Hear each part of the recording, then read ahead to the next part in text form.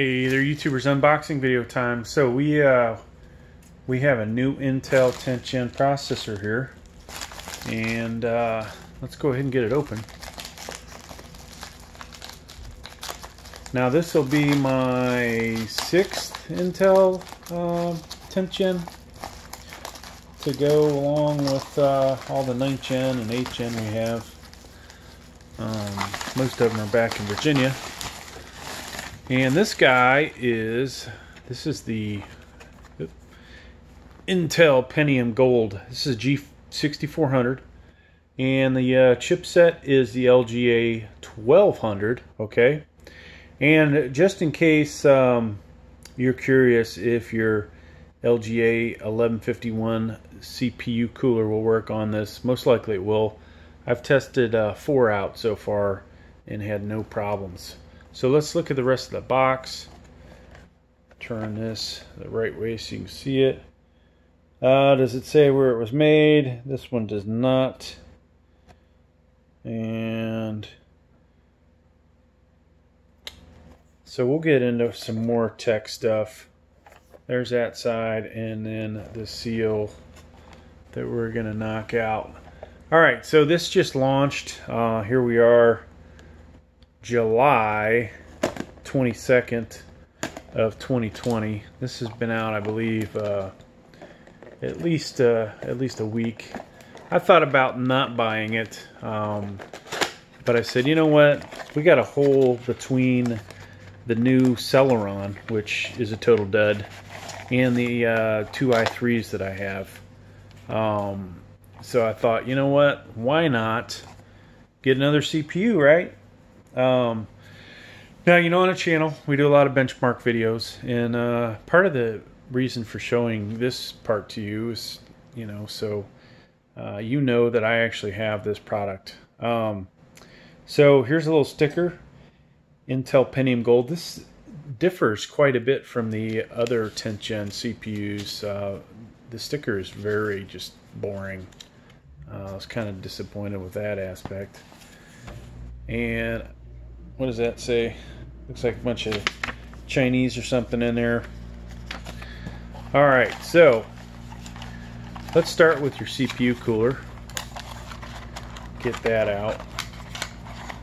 Questions everybody always has. Does it come with a CPU cooler? Well, if you watch the video long enough, you'll see, yes, it does come with CPU cooler.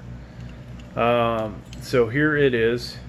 This is should be the same model that you saw on all the 9th Gen chips. There is an i7, the i7 10700 and the i9 10900 come with an upgraded version of this, which is, you know, a little better. It's got copper down here. So, other question people always ask, does it come with thermal paste? Well, it comes pre-applied, one-time use only. This stuff, if you're not careful, you get it on your hands, so definitely be careful of that, and when you're installing it, you know, just try not to waste it, or have backup thermal paste available. So here's our CPU. Now, like I said, this is the Pentium G4600. I believe there's going to be a G6500 and G6600, which will, you know, be ever so slightly quicker. Then, you know, maybe there'll be an 11th Gen version, or they won't call it 11th Gen. They'll make a 6420, a 6620, something like that. So let's zoom in there. You know, the code on these things means something, and if I really knew that kind of stuff, I would be able to tell you. So 4 gigahertz. You know, these aren't the most powerful chips in the world. Sadly, a i3 9100F is only a little bit more, and it would probably embarrass this chip in a lot of ways. Now, 2 cores, 4 threads. Okay, the Cellphone that I bought, the G5900, is 2 cores, 2 threads, which makes it really super weak. And then you get to the i3 10100. That was I want to say 4 cores, 4 threads, somewhere in there. Like I said, processor base frequency 4 gigahertz, 4 megs of Intel Smart Cache, bus speed is 8 GTs per second, and TDP is 58 watts. So if you know anything about TDP, you know that the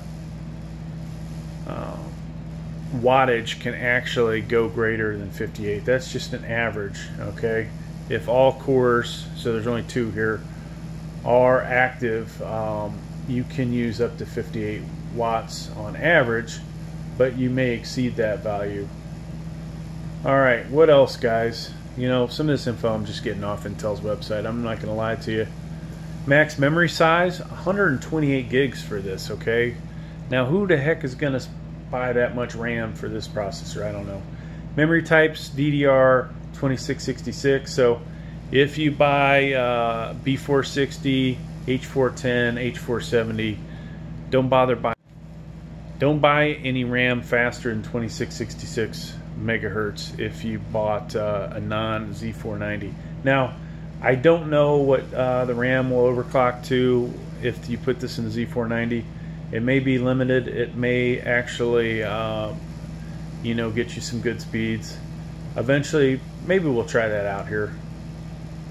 So, Intel Uhd Graphics 610. This isn't even the good 630, which isn't even that good.